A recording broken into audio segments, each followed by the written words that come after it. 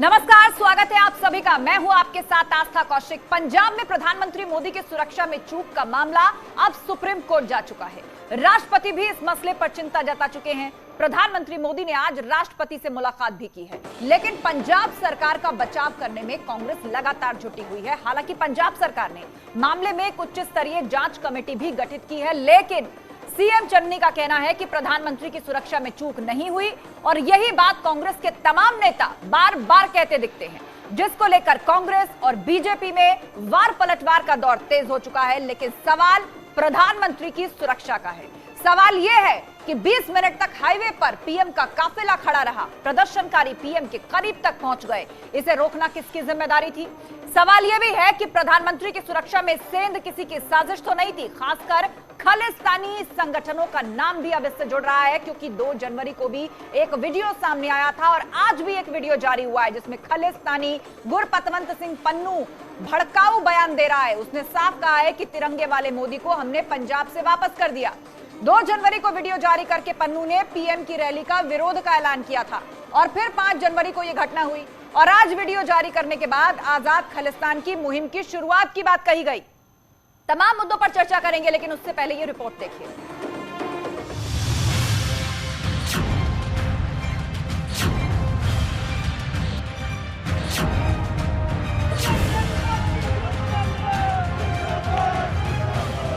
Congress party को criminal conspiracy का मवाली बना दिया है और जो पार्टी जनाधार की कंगाली से जूझ रही हो और क्रिमिनल कॉन्स्पिरेसी की मवाली की भूमिका में आ गई हो, वो इसी तरह की हरकत करेगी। और अफसोस की बात यह है, इस तरह की अपनी आपराधिक करतूत पर अहंकारी कुतर्क दिए जा रहे हों।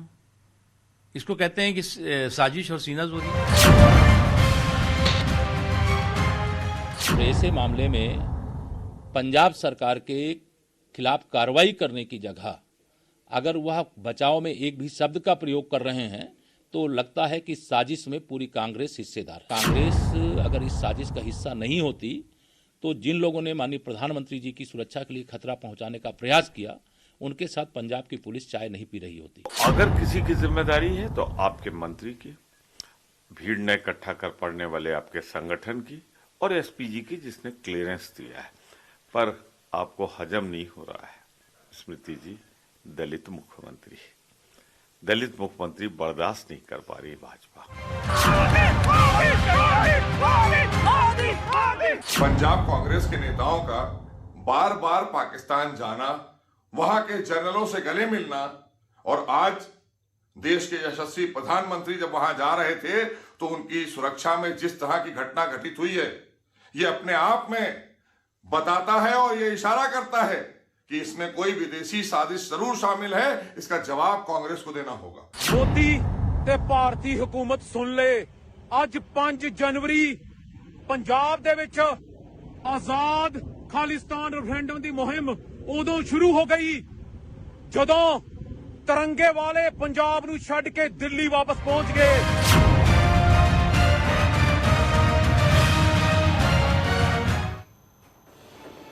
तो सुना आपने क्या कह रहा है ये खालिस्तानी झंडा बरदार। नाम है गुरपतवंत सिंह पन्नू। 3 दिन पहले भी इसने एक वीडियो के माध्यम से ये अपील की थी कि 5 तारीख को फिरोजपुर रैली में प्रधानमंत्री मोदी जा रहे हैं, उनको वापस किया जाए, उनकी रैली में गड़बड़ी फैलाई जाए, जूता दिखाया जाए। इस तरह की अपील वो कर रहा है। यानी कि इस रैली पर प्रधानमंत्री के पंजाब दौरे पर नजर ऐसी ताकतों की भी थी। और उसके बाद जो कुछ भी कल पंजाब में हुआ, ये वीडियो जारी करके एक बार फिर से उसने कहा कि तिरंगे वाले मोदी को वापस हमने भेज दिया है और अब खालिस्तानी मुहिम की शुरुआत हो चुकी है। तो सवाल यह उठ रहा है कि ऐसे मौकों पर जब देश विरोधी ताकतों की नजर है, उसके बावजूद इतनी बड़ी चूक प्रधानमंत्री की सुरक्षा में आखिर कैसे हुई? चर्चा के लिए हमारे साथ पूरा गेस्ट पैनल जुड़ चुका है। राघवेंद्र सिंह जी हमारे साथ भाजपा प्रवक्ता जुड़ चुके हैं। इसके अलावा डॉक्टर विजय राठी प्रवक्ता एसपी हमारे साथ हैं। AK जैन पूर्व डीजीपी यूपी के हमारे साथ जुड़ चुके हैं और प्रदीप सिंह प्रवक्ता कांग्रेस भी हमारे साथ इस वक्त डिबेट में मौजूद है। तो पहला सवाल प्रदीप सिंह जी आपसे यही, इतनी बड़ी सुरक्षा में चूक, खालिस्तानी ताकतों की नजर लगी हुई है, लगातार वीडियो जारी किए जा रहे हैं और आज भी वीडियो जारी करके यह कहा गया है कि हमने तो तिरंगे वाले मोदी को वापस भेज दिया दिल्ली और खालिस्तानी मुहिम की शुरुआत हो चुकी है। तो इतने संवेदनशील घटनाएं जब हमारे आसपास हैं, उसके बावजूद पीएम की सिक्योरिटी में इतना बड़ा लैप्स और फिर आप लोगों का राजनीतिक बयान, कभी रैलियों में कुर्सी खाली तो कभी दलित मुख्यमंत्री का शिगुफा। आप नहीं मानते कि यह बड़ी चूक हुई है पंजाब सरकार से? निश्चित तौर पर इस तरह की घटना का राजनीतिकरण नहीं होना चाहिए। हम बार बार ये कह रहे हैं कि सुरक्षा की चूक प्रधानमंत्री का एक कार्यक्रम होता है, कार्यक्रम 2 दिन पहले डिसाइड हो जाता है, और ये प्रधानमंत्री के कार्यक्रम में क्या ये नहीं मालूम था कि मौसम खराब है, उस एक का एक आपने रास्ते का परिवर्तन किया है, और परिवर्तन की स्थिति में आप जिस तरीके से देखें कि 10,000 से ज्यादा प्रधानमंत्री के रूट्स में परिवर्तन होना कोई नई बात नहीं है, चाहे वो प्रधानमंत्री मोदी रहे हो या कोई भी प्रधानमंत्री रहा हो। देखिए, हालात को देखते हुए, संवेदनशीलता को देखते हुए, मौसम को देखते हुए किसी भी कारण से 10-10 मिनट में रूट बदल सकते हैं। 10-10 मिनट में रूट बदल सकते हैं। आप हाल ही में देखिए, प्रधानमंत्री जब यूपी दौरे में थे तो उसके बाद उनको हवाई मार्ग से जाना था, मौसम खराब था तो लखनऊ, कानपुर, उसके बाद वो रोड से आए और उसके बाद वो हवाई मार्ग से गए। तो रूट बदलना कोई बड़ी बात नहीं है, लेकिन राज्य सरकारों की क्या जिम्मेदारी है? सवाल इस पर है प्रदीप जी, भागिए मत, जवाब दीजिए इस पर। बता दीजिए आस्था जी आप। नहीं, सवाल तो मैंने आपसे पूछा ना, राज्य सरकार अपनी जिम्मेदारी से पीछे कैसे हट सकती है? रूट तो कभी भी बदल सकता है, उसमें कौन सी बड़ी बात है? पूर्व में भी बदले हैं, लेकिन अपनी जिम्मेदारी से पीछे हट सकते हैं क्या? इतनी बड़ी चूक देश के पीएम की सुरक्षा में हो सकती है क्या?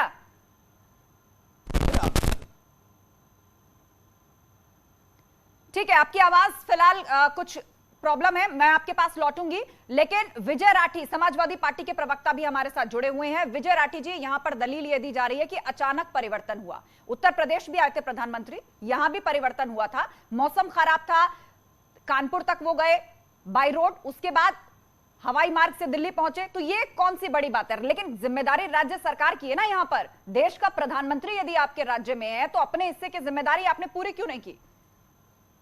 नहीं, देखिए, ये बात तो सही है कि देश के प्रधानमंत्री हैं तो रास्ता साफ होना चाहिए, जाना चाहिए, सारी चीजें चाक चौबंद होनी चाहिए। लेकिन ये सवाल तो केंद्र सरकार पे भी उठते हैं ना, होम मिनिस्टर के अंदर सारी चीजें आती हैं। मौसम खराब है, आपने रास्ता चुना, अब पहले से हो सकता है कि वहां जो किसान लोग हैं वो बैठे हुए हों, आप उन्हें कैसे अब एकदम से हटाएं?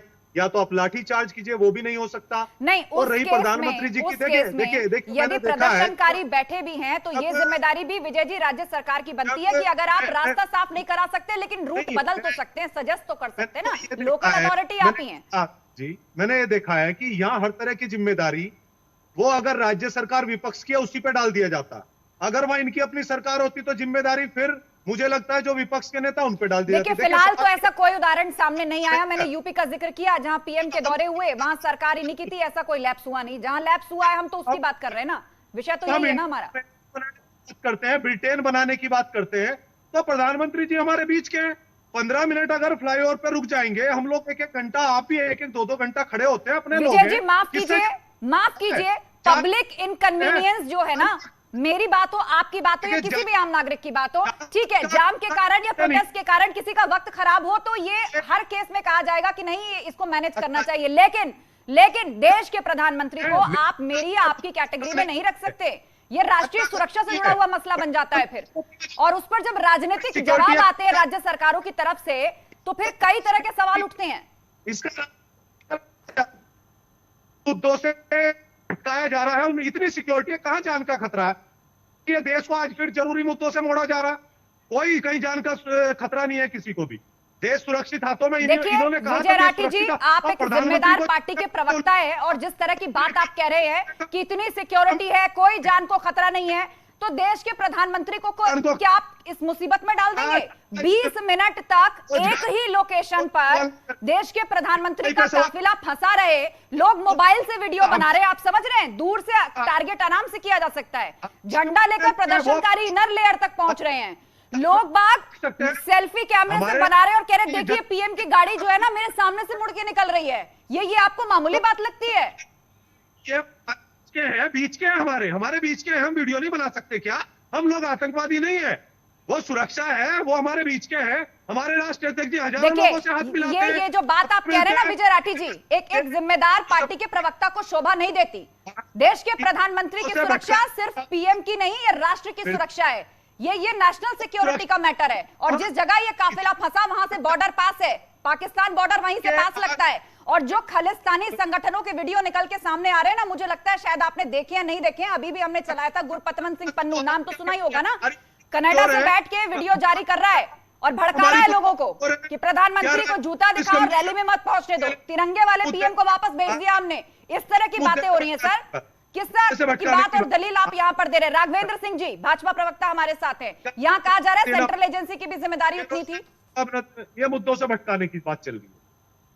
करिए आस्था जी, देखिए मुझे तो लग रहा है कि ये तो चाहे समाजवादी पार्टी के प्रवक्ता हो या कांग्रेस के प्रवक्ता हो, इनके बयान पर रो या हंसू, भाई ये लोग कितने बेहयाई से बात का स्पष्टीकरण दे रहे हैं कि अगर प्रधानमंत्री का काफिला 2 मिनट रुक जाता है, 20 मिनट रुक जाता है तो कोई परेशानी की बात नहीं है।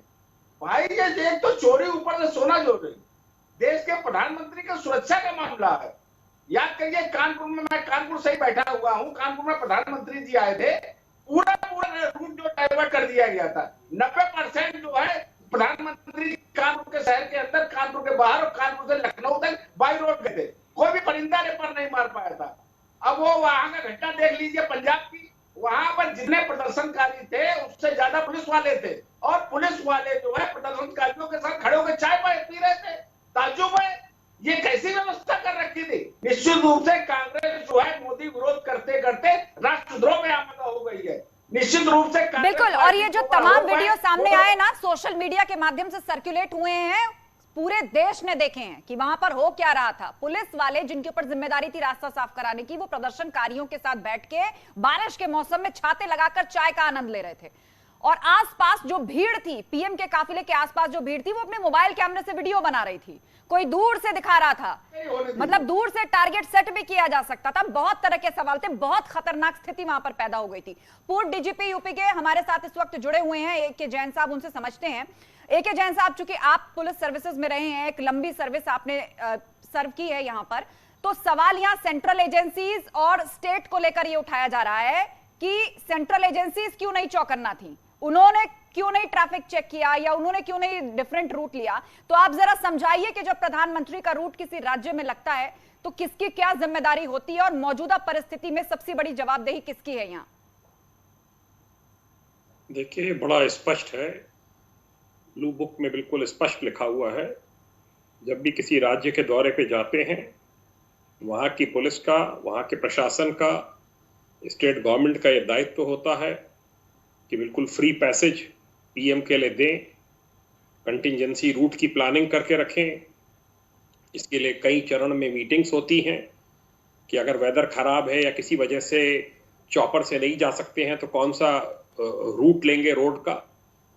1.25 घंटे से ट्रेवल कर रहे थे उस रूट के रोड के ऊपर, रोड को बड़ी आसानी से खाली कराया जा सकता था। बिल्कुल, और ऐसा होता बिल्कुल भी दिखाई नहीं दिया। और अफसोसजनक बात तो ये कि जो बयान कांग्रेस की तरफ से या पंजाब सरकार की तरफ से दिया गया, वो ये बचाव में कि रैली में कुर्सियां खाली थी इसीलिए लौटना पड़ा, या फिर दलित मुख्यमंत्री बर्दाश्त नहीं हो रहा है। देखिए, राजनीति अपनी जगह, विचारधारा अपनी जगह, चुनाव अपनी जगह, लेकिन देश के प्रधानमंत्री की सुरक्षा राष्ट्र सुरक्षा का मैटर होती है, और उसमें सीधे तौर पर लापरवाही उजागर होती है, और इसके लिए जिम्मेदार जो लोग हैं जल्द से जल्द उन पर कार्रवाई की मांग भी उठ रही है। आप सभी पैनलिस्ट का बहुत शुक्रिया चर्चा में शामिल होने के लिए।